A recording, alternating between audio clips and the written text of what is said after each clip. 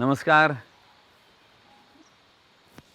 आपण आज गुढीपाडव्याच्या दिवशी आपण काय काय करतो, कशी गुढी उभारतो, कसं घरी आपण गोडधोड बनवतो, कशी आपण कडुलिंबाची चटणी खातो आणि आपण सगळं का करतो, तर हे आपण आज बघणार आहोत. गुढी उभारताना पहिली गोष्ट म्हणजे गुढीचा बांबू हा खूप महत्त्वाचा आहे. आणि गुढीचा बांबू हा आपल्या मेरुदंडाचं प्रतीक आहे. त्याला आपल्या मेरुदंडात जशी पेरं आहेत तशीच पेरं त्या बांबूलाही आहेत. आणि आपल्या आयुर्वेदामध्ये सांगितलेलं आहे की अभ्यंग करणे हे खूप महत्त्वाचं आहे. आणि जो अभ्यंग सतत करतो, चांगल्या सिद्ध तेलाने अभ्यंग करतो, त्यांना आजार येत नाहीत. तर हा गुढीपाडव्याच्या दिवशी आपण अभ्यंगाने सुरू करायचं असतं. तर बांबूलाही आपण अभ्यंग करणार आहोत. तर आपण ह्या बांबूला तेल लावणार आहोत व्यवस्थित, आणि तेल झाल्यानंतर त्याला आपण अंघोळ घालणार आहोत. आणि त्या अंघोळ घातलेल्या बांबूवर आपण मग जो कलश आहे किंवा आपला जो तांब्या म्हणू आपण त्याला नॉर्मल भाषेमध्ये, तो आपण लावणार आहोत. त्याच्यामध्ये वस्त्र आपण लावणार आहोत आणि कडुलिंबाची पानं, दवणा आणि बत्तासे हे सगळं आपण त्याच्यात लावत असतो आणि नॅचरली त्याची पूजा करत असतो. पंचोपचार पूजा असणारी ती आपण तुम्हाला दाखवणार आहोत आम्ही. तर असा आजचा हा सगळा कार्यक्रम आहे. तर सुरुवातीला आपण बघूया की आपण त्याचं बांबू जो आहे त्याला आपण अभ्यंग कसं करणार आहोत ते आपण पहिले बघूया. हे तिळाचं तेल आहे. ते तिळाचं तेल आपण या गुढीच्या बांबूला लावणार आहोत.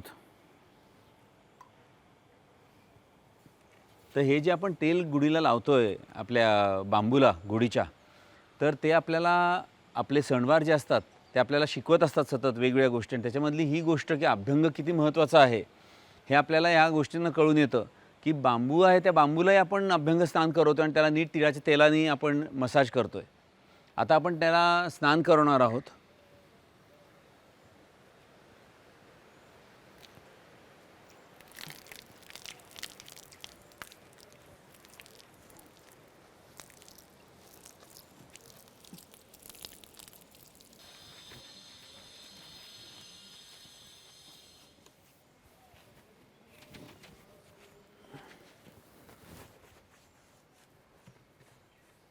आता आपण जे वस्त्र आहे ते वस्त्र आपण त्याला निर्या करणार आहोत आणि निर्या झाल्यानंतर ते आपण या बांबूच्या टोकाला गाठ मारून बांधणार आहोत.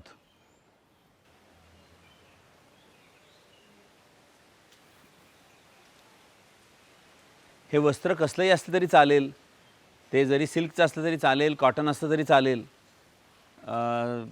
एखादा ब्लाऊज पीस असला तरी चालेल. आपल्याला ते चांगलं धुतलेलं वस्त्र पाहिजे हे आपण लक्षात घ्यायला पाहिजे.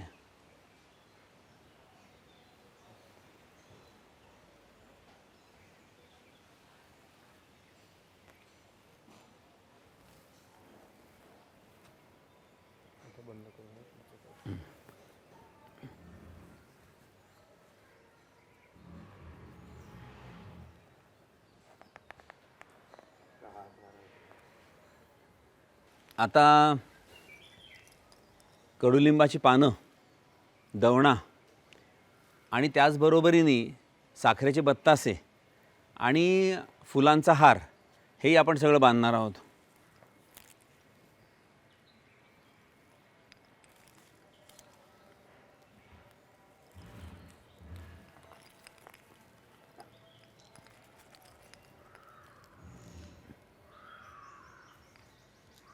हे आपण आता बांधून आपलं तयार आहे. याला आपण वर्ण कलश किंवा तांब्या आपण लावणार आहोत. हा तांब्या आपल्या डोक्याचं स्वरूप आहे आणि म्हणून आपण त्याला ब्रह्मध्वजही म्हणतो. तर मेंदू हे आपण ब्रह्म समजतो आणि त्यामुळे हा ब्रह्मध्वज आणि त्याला वर्ण तो आपल्या डोक्याचा स्वरूप असलेला हे जे आहे कलश तो आपण आता लावणार आहोत. या कलशावरती आपण स्वस्तिक काढणार आहोत.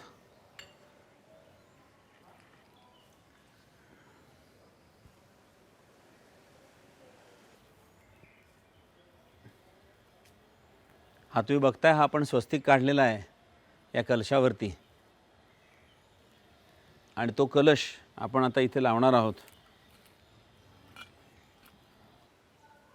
एक आधी नुसतंच हे करा. हां राईट.